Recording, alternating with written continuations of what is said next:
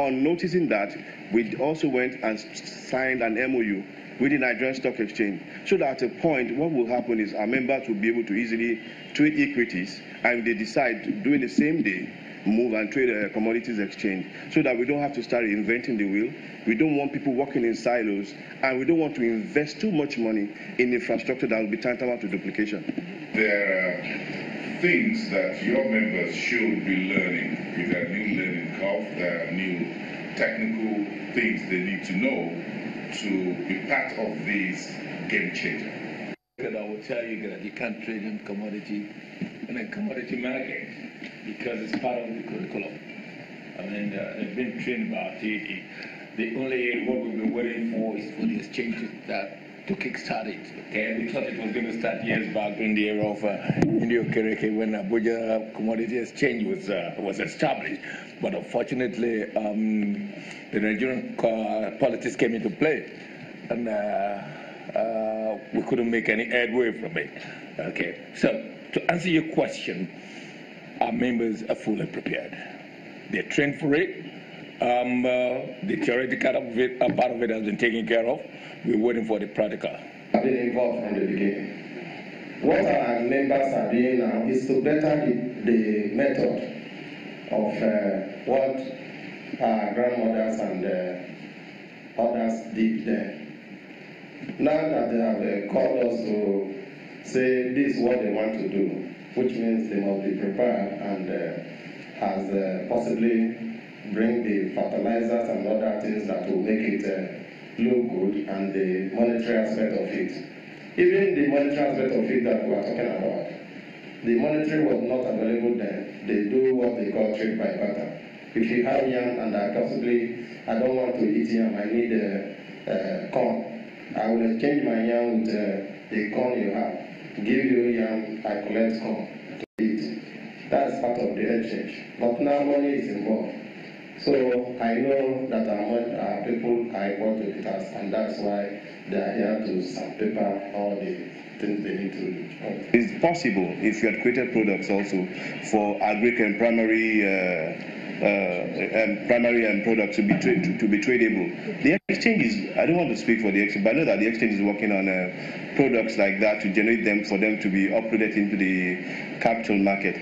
But for the commodities exchange, LCFA for example, for the commodities exchange, you see, price discovery is always very, very important. Yeah. And fair pricing. It's only when pricing is shrouded in secrecy that becomes very difficult for some people to name a particular price. If you go into a market, like a ginger market that she had mentioned, and you said that you want to buy a bag of ginger for 1,000 per bag, and the farmer shows that, look, it's listed now. They showed us that it's 8,000 per bag. Why are you trying to buy that 1,000 per bag? That is what fair pricing is about, and that is what price discovery is about. Now, the next level, which we're trying to take Nigeria to, which is the key thing, is the issue of contracts. You see, that gentleman that said that he wanted to sell his cucumber and couldn't sell. If you had an existing, not you, because it has to be on a bigger scale, if there was a contract existing for maybe a particular growing year, and those contracts have been, and some people off-takers have signed off on those contracts that they're going to be taking a delivery of cucumber from you at X amount of money at the end of the season.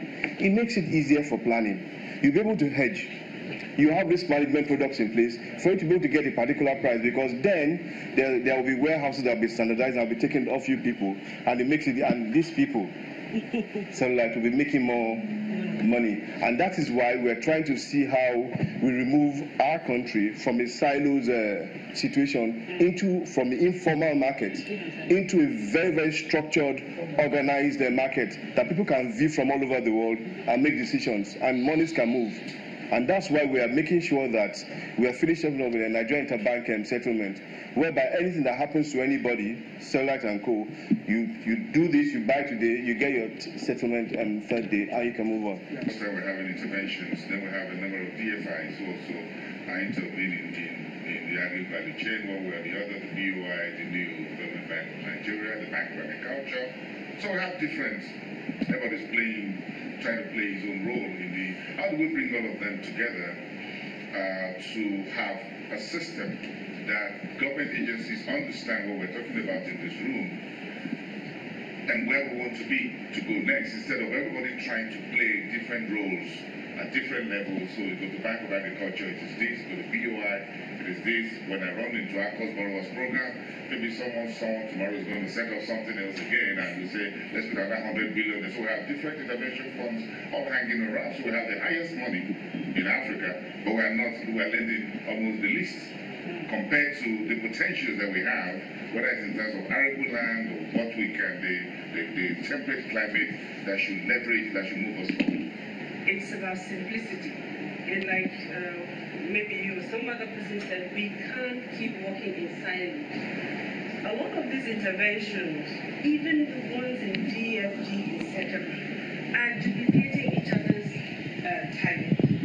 For instance, if you take MSMEDF, you take Commercial Agri Credit Scheme, you take Export Support Scheme, you take Export Stimulation Fund, then you go to the development finance that has been opened. The idea of development finance was to be on a commercially priced type DFD funding. They're sourcing, but they also need to work with commercial banks. They're a wholesale bank, and they're focusing on SMEs. And when you look at their targets also, it's almost not any different from MSMEDF, except that maybe they have just little buckets. And then when you go to NERSAL is a guarantee fund, and it's supposed to also, part of its pillars is also about fixing the value chains and all of that. NERSAL is now also a PFI under Anchor Borrower Fund. Yes, because they take money from central bank and give us banks to serve as administrators for them, just in their own way, trying to remove those things Bola is talking about, making things simple. So NERSAL has insinuated itself in between the commercial banks and the central bank to take that burden off and make it easier for this money to come to them, and then they give it to us so it can get to the farmers. Quite a very interesting conversation around the ecosystem of the financing required for Nigeria's agriculture value chain. Let's have a bit of this look back into the Lagos Commodity Exchange. It's a new initiative. 50 billion naira is what is being planned that will be housed within the Nigerian Stock Exchange. And that's the next level. And that's what we'll be talking about when we come back after the break.